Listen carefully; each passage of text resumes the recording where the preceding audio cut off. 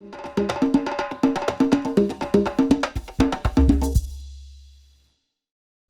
and welcome to the On the Whistle podcast. I'm your host, Alasdair Howorth, and I am here in Rabat, Morocco, covering the Women's Africa Cup of Nations in 2022, which has gone off to a flyer.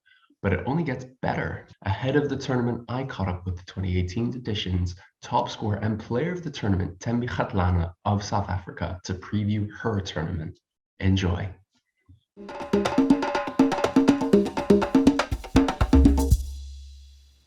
Thembi, you're in camp now. You're in sunny Morocco. It looks glorious. How is the camp, and what's the mood? How's the preparation going?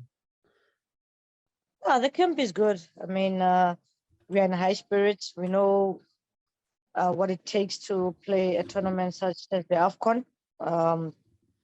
You need to be more experienced. You need to always be in high spirits because it's a give and take tournament, especially if it's a double header where it's not just any tournament, but a tournament that will also help you to qualify for the World Cup. So you need a lot of concentration. You need the camp to be, set up everything without things going wrong. Because I think if one thing goes wrong and then everyone else will also crumble. And I think we've been preparing so well from South Africa and coming here into Morocco. And one thing, I've been speaking to plenty of people who are playing from different countries, and everything people say, the one thing that they say is that this tournament is different. This AFCON is bigger, it's better, it's more competitive, it's more exciting. Do you feel that? How different does it feel? Because it's been 4 years now since our last one. How different does it feel from Ghana, or is it the same? No, it is exciting because number one, we have 2 teams added. So that means we are going to 12 teams in the AFCON.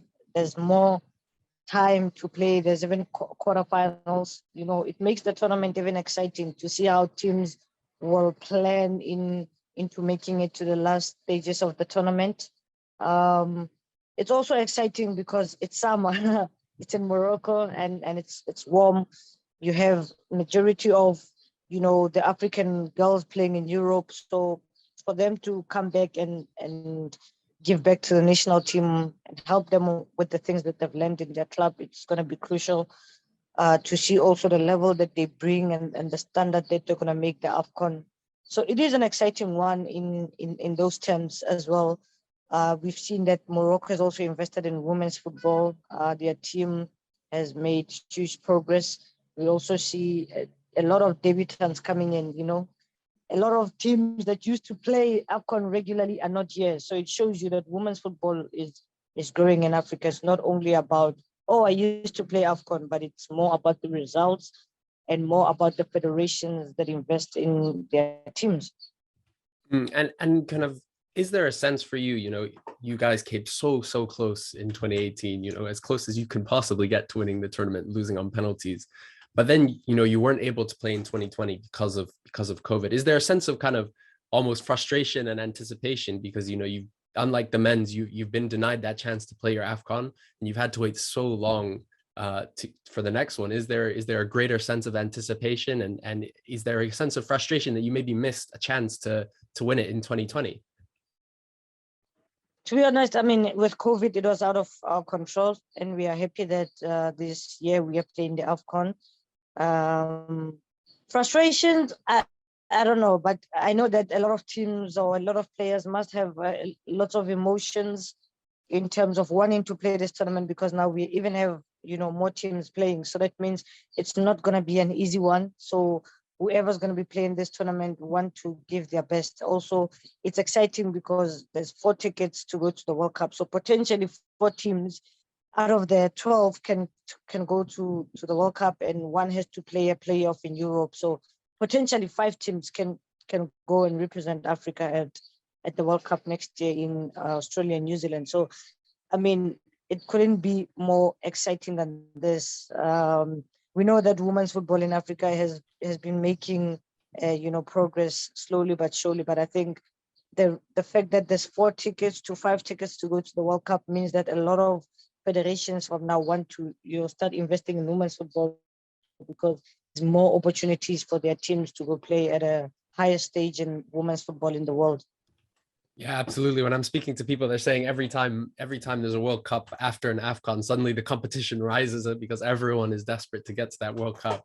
I think it's great for the competition. I mean, you were talking about there have been improvements across Africa. We've seen that, we see that even in Morocco, especially. But have you seen a difference and improvement even in the kind of Bayana setup since 2018 to now? I mean, you guys, won the Aisha Buhari Cup. You've gone from strength to strength, but do you see that improvement and that quality and the professionalism? Has that changed since 2018? To be honest, progress is there. It's really slowly in South Africa. We're happy that there is a league, although it's not like professional, but we do have the first league that's running. I think it's been running for 3 seasons now. And we see that with having that league where teams and players are playing every single week in and week out, really helps the team because we have a dynamic, we have a more, diverse squad. We don't only have majority of the local based players, we also have international players. So when they come together, it gives the national team to have, more strength than what it used to be. And have you seen any changes in terms of the support for Bayana Bayana? I mean, obviously, Bafana have struggled over the last years, but Bayana have been the opposite. You guys have been going, doing so well. Have you seen a change in that in terms of your support from South Africa, of South African fans getting behind you guys? Yeah, I mean, in preparation for the qualifiers for AFCON, we were playing in the same stadiums that the men used because the president said that we need to play in bigger stadiums instead of small stadiums in preparation, not only for AFCON because we play in better facilities, but in the World Cups as well. So we have to get used to that. So I think that's something that the federation has, tried to help in terms of us getting used to playing in bigger quality stadiums. We've also had a number of, technical members coming in to help the national team. And that's something that we need to see, more local people coming in to help the national team. Even at junior levels, we also want to see a lot of those people coming in. We also have players that used to play before working into the federation. So we see that not only do you play football, but there's an opportunity for you to also work in the federation to plow back what you have learned and all the experiences that you have. I want to also then look at ahead of this tournament. I mean, it seems kind of miraculous almost the fact that once again, your first match in your group is against Nigeria, against the Super Falcons. It seems like this is the newest rivalry on the continent. Every time you guys are butting heads, and now, the last few years, South Africa have come back. You're starting to be able to beat them. You beat them in 2018 and in 2021. When I was speaking to a Nigerian journalist yesterday, she was saying, every time we play South Africa, I'm so nervous. It's the one game that I'm nervous. It's the one game I'm not confident. For you guys, do you feel that, that sense of rivalry, and how have you found it playing them so much over your career as a Bayana international? Yeah, over the years we played Nigeria, and they've been so dominant. But I think we are starting to step up to them now, and challenging them a little bit, because over the years, they've always had players playing in Europe. They've exported a lot of players to go in Europe. And now that we are not on the same level as them, but we still have a good number of our players playing in Europe. So I think it brings the level of intensity and the level of experience almost to the same level, because if you have 60 to 70% of your starting lineup playing in Europe, you are guaranteed that they are healthy, they understand football, they understand tactics, and they'll help the national team to become better. So I think over the years, I think in the last 4 to 5 years, we've had a lot of players being exported to Europe, and that means that it helps the national team naturally. And we also have the league in South Africa that's been playing for over 3 years now. So that means the level of international players from South Africa and the players in South Africa is not so much. So when we coming together, it's just some few things that we are working on. And once we come together and understand the goal, it even makes us better. So I think, the game against Nigeria, it is a very good match, a very good clash. I mean, those are some of the games that you want to play. You don't want to get into the final before you play those games. You want to test yourself against the best, and more so Nigeria is still the best team in Africa. And without any hesitation, they also know that it's going to be difficult to play South Africa in that first match, because I think in 2.5 years, we are the only team to have won twice against them in head-to-head matches. So it shows that, going into the games as well, we're not scared. We're not scared anymore, because we have the experiences that we need. So I think it's going to be, a good match for the tournament, a good match for Africa as a continent. Yeah, I mean, you're talking about Nigeria is still the team to beat, and I think even though they've struggled a bit over the last couple of years, there's no doubt that they're still the gold standard in terms of quality players. I mean, with that, there's been a lot of talk about you guys and even some of the others like Morocco and Cameroon, finally being able to put challenges up to Nigeria and compete. Do you feel like that pressure is starting to build on you guys as South Africans, or do you still feel, we're the underdogs, this is Nigeria, they're the ones who have all the pressure on them? I mean, if you play with pressure, that's another burden on top. And I think we came to this tournament to enjoy ourselves. The same way we did in 2018, we enjoyed ourselves and we got to the World Cup. So at the end of the day, the goal it is to qualify for the World Cup. But for us, it's just taking one game at a time. We don't want to put all our eggs in one basket, So it's better, to always tread carefully, but with confidence. And I think that's what we're going to be doing this tournament, knowing that this is our goal and this is how we're going to get there. Yeah, definitely. I mean, you personally looking ahead at this tournament, obviously 2018 was stellar for yourself, getting the player of the tournament, top scorer. Do you have any personal targets yourself going into the tournament? Yeah, I do.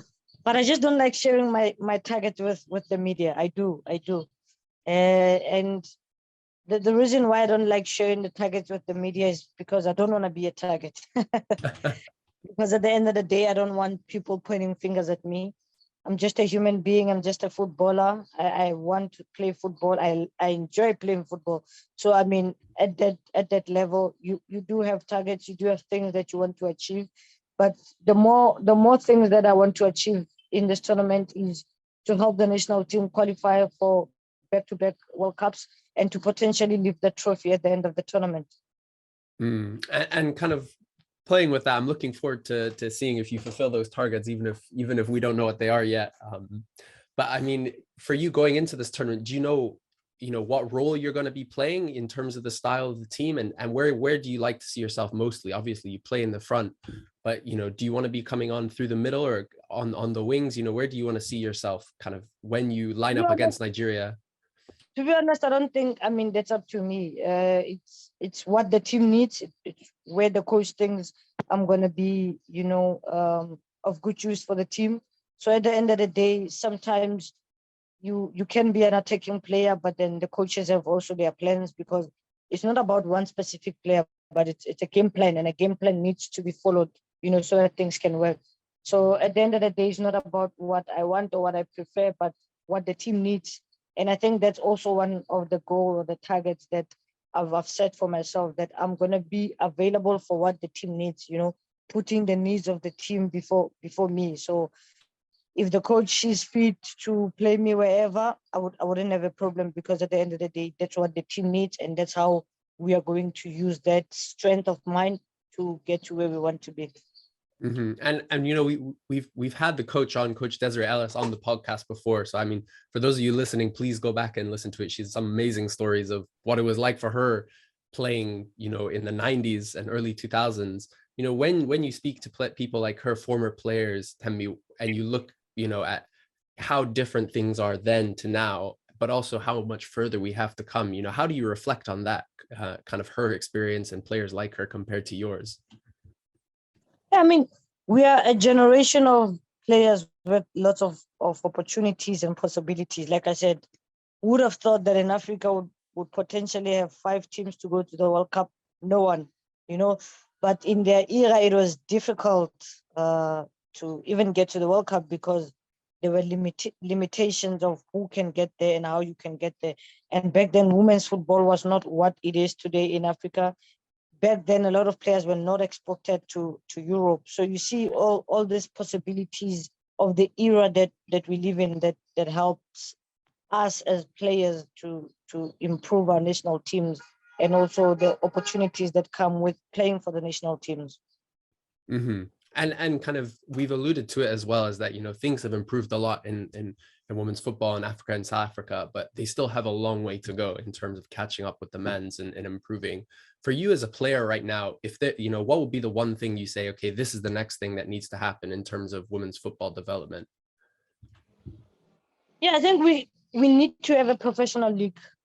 We need to have a professional league in South Africa, and where women have equal opportunities as men, not only financially, but playing on the same fields, playing for the same teams, getting incentives, getting things that are going to help you to become better, playing at the highest level every single day, having the same competitions and cups, and publicity being thrown at women. I think for me that's the next step, because yes, we can argue about finances. The rest of the world is arguing about finances. We won't get there.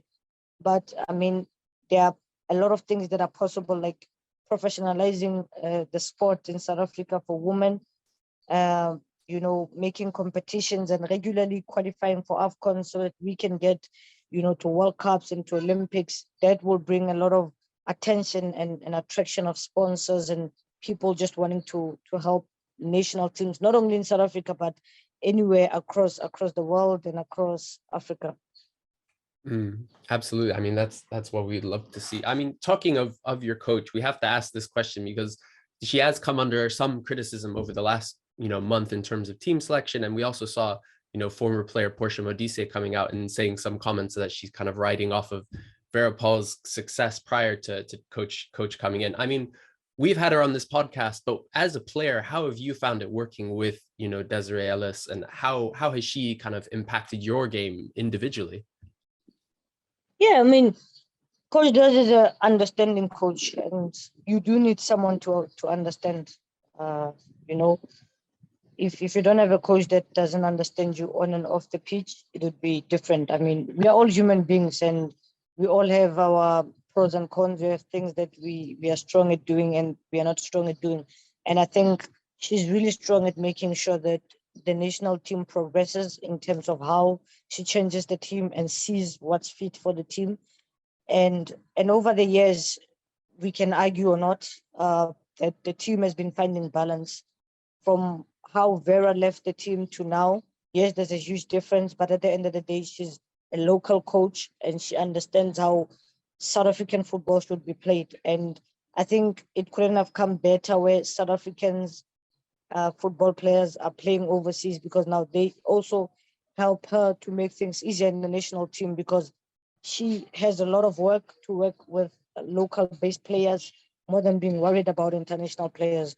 So, I mean, also knowing how to gel the two, the local players and the international players, is something that she has been, doing. And at this point, I think she has chosen the best team that is going to be needed to, not prove a point, but to get the results that the team needs, which is first to qualify for back-to-back World Cups and to potentially win the AFCON, because we came short in 2018, and we can argue that we did play the best football that no one else in Africa thought we could play. And we are looking to set the standard even higher now, because we have a lot of players playing in Europe.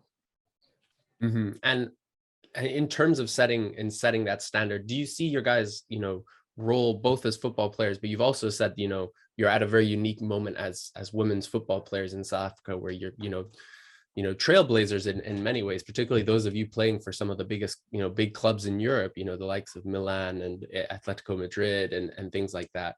If, for those girls who are, growing up in South Africa, who are wanting to play football, and maybe you're going to be watching you guys, in Morocco, if you had to say something to them in terms as a message, what would you tell them? My message to those girls would be to follow their dreams. Back then, it was difficult to motivate someone and say, follow your dreams, because football was not something that looked possible for women footballers. But today it's possible. That's why I say if you want to play football, it's a dream. Go for it. There's opportunities, and no one should stop you and say, no, you're not allowed to play football, But at the end of the day, you also need to understand that because football is growing and women's football is growing, there's a lot of people wanting to take advantage of women footballers in terms of being agents or saying, oh no, I have an offer for you, you can go there, that is a huge weakness right now because women's football is growing and people are looking at taking advantage of that. So before you could, get yourself into anything, find verification, ask people, look for opportunities also that are going to put you in better situations than opportunities that are only going to take away from you. But I will say that football is a dream and it's possible to live the dream. Amazing. Thanks so much. Thanks so much, Thembi. That's kind of all I had in terms of questions. We really appreciate it. And thank you so much for coming on. I mean, I know Courtney is heartbroken not to be here because he's a former PSL winner with Manning Rangers and he was very, very, he was telling me the other day he was in Amsterdam the day before you guys flew in to play the Netherlands, and he was beating himself up so much because he wants to kind of see Bayana and kind of talk to you guys. And so yeah, so I'm sorry he's not here, but I'll certainly pass on his regards and thank you so much for speaking to us. No problem. Thank you so much for having me.